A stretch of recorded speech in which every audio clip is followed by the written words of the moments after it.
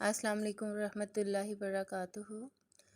ایک مرتبہ فرعون کے سامنے شیطان ظاہر ہوا اور اس نے فرعون سے پوچھا کہ تجھے کس نے خدا بنایا ہے اور تیرے اندر ایسا کون سا کمال ہے کہ تو اپنے آپ کو خدا سمجھ بیٹھا؟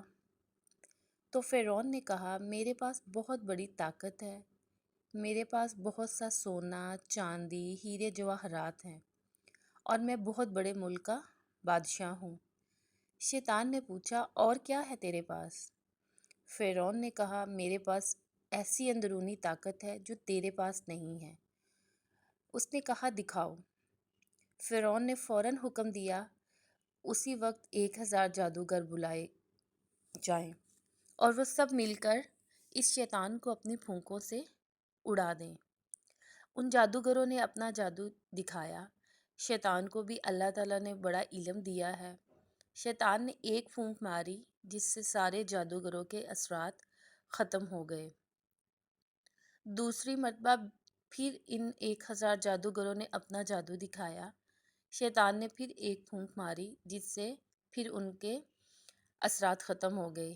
ان جادوگروں نے اپنا آخری جادو دکھایا۔ شیطان نے ایک پھونک ماری اور ہنس کر کہنے لگا کہ تم اگر ایسے 1000 اور جادوگر بھی بلا لو گے تو میرا کچھ نہیں بگڑنے والا، سب ہوا میں تحلیل ہو جائے گا۔ اے فرعون، یاد رکھ، مجھے اللہ تعالیٰ نے ایسی ایسی چیزیں عطا فرمائی ہیں، لیکن پھر بھی اللہ تعالیٰ نے مجھے اپنا محبوب نہیں بنایا اور مجھے اپنا فرما بردار بندہ ماننے سے انکار کر دیا، اور تو پھر خدا کا نافرمان ہے، تو رب کیسے ہو سکتا ہے؟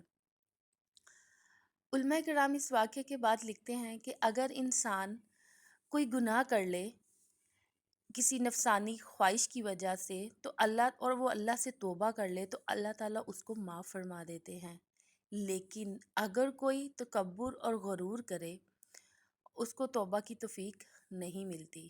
یعنی تکبر اور غرور کی وجہ سے توبہ جیسی نعمت سے انسان محروم ہو سکتا ہے اور ہو جاتا ہے۔ اللہ تعالیٰ ہم سب کی حفاظت فرمائے، ہم سب کو اپنی ایمان میں رکھے اور غرور و تکبر کرنے سے بچائے۔ آمین۔ اللہ حافظ۔